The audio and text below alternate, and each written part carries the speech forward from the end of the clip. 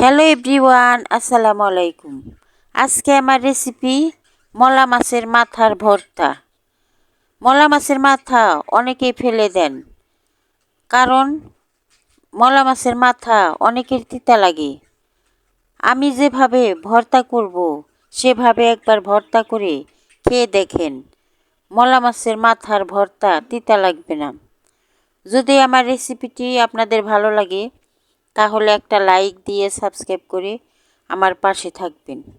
এখানে আমি মলা মাছের মাথা নিয়েছি, ভালো করে ধুয়ে পরিষ্কার করে নিয়েছি।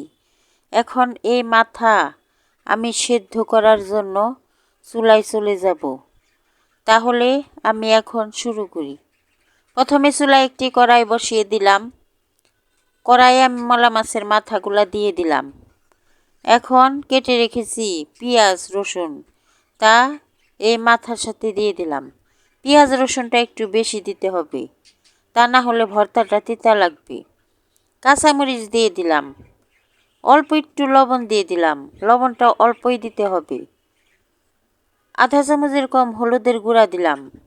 এখন পরিমাণ মতো পানি দিয়ে দিলাম, যাতে মলা মাছের মাথাটা সেদ্ধ হয়ে যায়। পানিটা যতক্ষণ না শুকাবে ততক্ষণ সেদ্ধ করে নিতে হবে।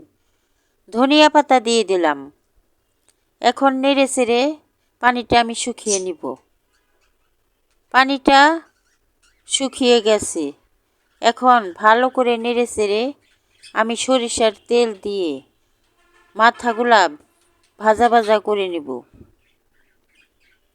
সরিষার তেল দিয়ে দিলাম। এখন নেড়ে চেড়ে মাথাগুলা একদম ভাজা ভাজা করে নামিয়ে নিব। আমার মলা মাছের মাথা ভাজা ভাজা হয়ে গেছে, এখন নামিয়ে নিলাম। এখানে আমি শিলপাটা নিয়ে নিলাম। শিলপাটা নিয়ে এখন মলা মাছের মাথা আমি বেটে ভর্তা করে নিব। আপনারা চাইলে ব্লেন্ডারে ব্লেন্ড করেও ভর্তাটা করতে পারেন, কিন্তু আমি তা করব না। শিলপাটায় বেটে আমি ভর্তাটা করে নিব, কারণ ভর্তা পাটায় বেটেই করতে হয় আর ভর্তাটা মজা হয়।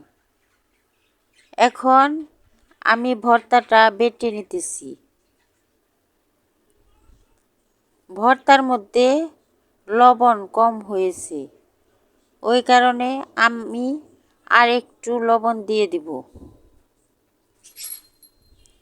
লবণ দেওয়ার পর আবারও ভালো করে বেটে নিব। ভালো করে বেটে লবণটা মিশিয়ে নিব। ভর্তা বাটা আমার হয়ে গেছে, এখন পাটার থেকে তুলে নিব।